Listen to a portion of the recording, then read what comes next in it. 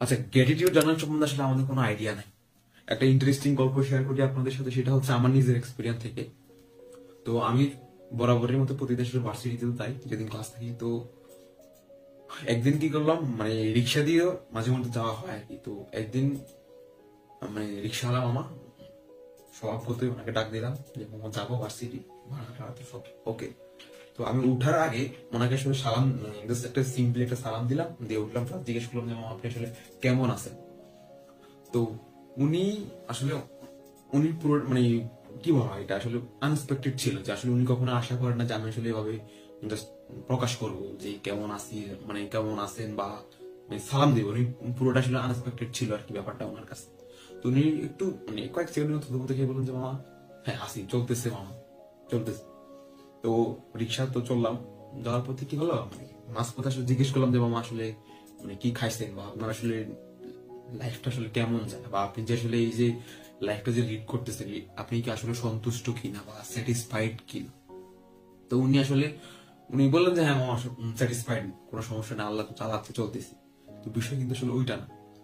উনি জাস্ট বললেন যে আসলে এইভাবে আসলে কখনো কেউ বলে নাই যে কেমন আছি বা কেমন চলতেছে।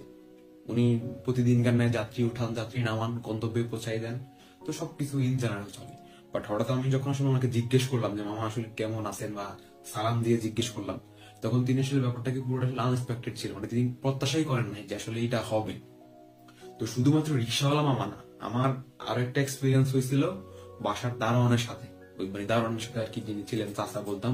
তো ওনার সাথে আসলে সেম কাহিনী, যখন সালাম দিলাম একদম সিম্পলি, তো তিনি আসলে উত্তর নিলেন এবং তিনিও নিজে আসলে মানে থতমত খেয়ে গেলেন যে আসলে ব্যাপারটা আসলে কি। কেউ তো কখনো সালাম দিয়ে জিজ্ঞেস করে না যে চাচা আপনি কেমন আছেন, মানে কি হাল চাল, কি চলতেছে।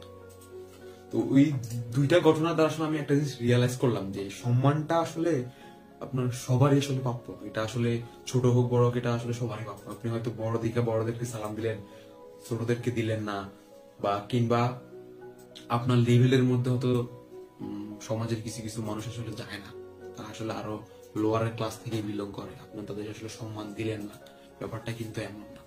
আর এই ওভারঅলটা আসলে হচ্ছে গ্র্যাটিটিউড জানা। অর্থাৎ আপনি যদি এই মানুষগুলোর সম্মান দেয়, তারা হয়তো মনে হবে যে তারা আসলে কলিজা কাইটা দিবে আপনার জন্য। বিষয়টা এমন একটা ভাব তৈরি হবে। আমি নিজে আসলে রিয়ালাইজ করলাম যে এই সম্মানটা আসলে সবারই প্রাপ্য। হোক উনি রিক্সাওয়ালা মামা, হোক উনি বাসার দারোয়ান, উনি তো মানুষ। তো ওনাদের আসলে যেই ভঙ্গিমাটা আসলে ছিল, এটা পুরোটা আসলে সত্যি কথা টু বি অনেস্ট আনএক্সপেক্টেড ছিল আর কি।